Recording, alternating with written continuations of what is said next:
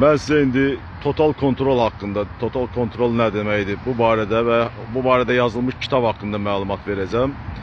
Yəni bu kitablardan biri 40-cı illərdə yazılıb, hardasa 80 il bundan qabaq yazılıb.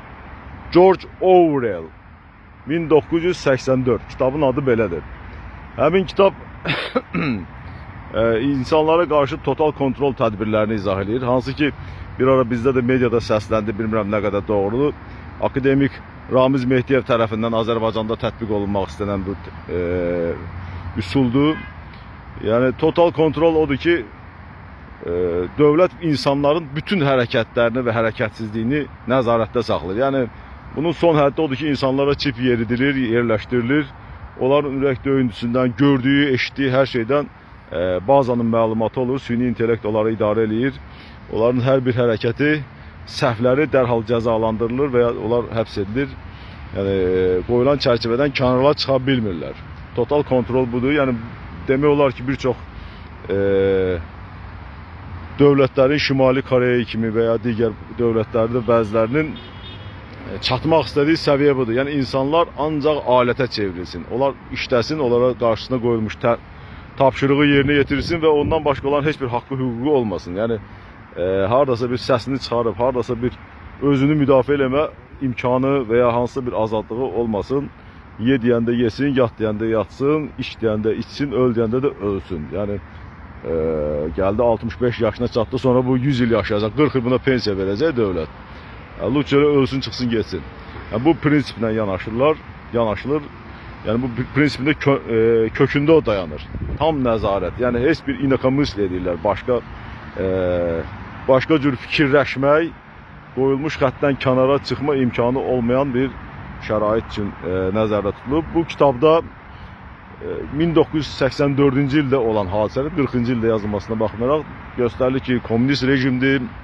Biraz kitabdan sizə danışacağım. Kimə maraqlı olsa alıb oxuyar. Kimə maraqlı olmasa elə bu məlumat ümumi olaraq kitabın içəriyi barədə olacaq. Amma kitab maraqlı kitabdır. Oxumağa məsləhət bilirəm, tövsiyə bilirəm. Deməli ki, orada göstərilir ki, dövlət daimi müharibə şəraitindədir. Gah bir dövlətlə, gah başqa dövlətlə daimi düşmən var. Cəmaət hərdən bir bombalanır, hərdən bir şəhərə bombalar düşür. Hər bir evdə, ofisdə ekranlar yerləşdirilib. Onlar həm qulaq asır, həm çəkiliş edir, həm də ki, propagandanı aparır, daimi olaraq danışır. Həmən o dövlətin siyasətini tərifləyir, rəhbərlərini tərifləyir. Və dövlətin içində bir patpoliya var. Yəni dövlətə qarşı mübarizə aparan bir təşkilat var. Bu sistemə qarşı mübarizə aparan bir təşkilat var. Və o gəncləri bu təşkilata cəlb edir. İntensiv şəkildə cəlb edir və hansısa bir çevriliş hazırlayırlar dövlətə qarşı. Və nəticədə kitabın axırlarına yaxın bəlli olur ki, bunu elə təşkil edən bu gizli təşkilatı da yaradıcısı, bu müxalifət qurumunun da yaradıcısı, müxalifət rəhbəri olan o adı olub üzü sona qədər görünməyən liderin də yaradıcısı həmən o dövlətin özüdür və insanları bu qaydada aşkar eləyir və onları sındırma metodları, orada kitabda çox gözəl olar, hamısı izah olunub, sındırma metodları tətbiq eləyərək onları məhv eləyir və cəmiyyətə dırnaq arasında yenidən qazandırır. Bax, o kitab ümumi olaraq bu çərçivəyə sığdırdım. Oxumaq istəyənlər üçün çox maraqlı kitabdır, məsləhət bilirəm. Sağ olun, təşəkkür edirəm.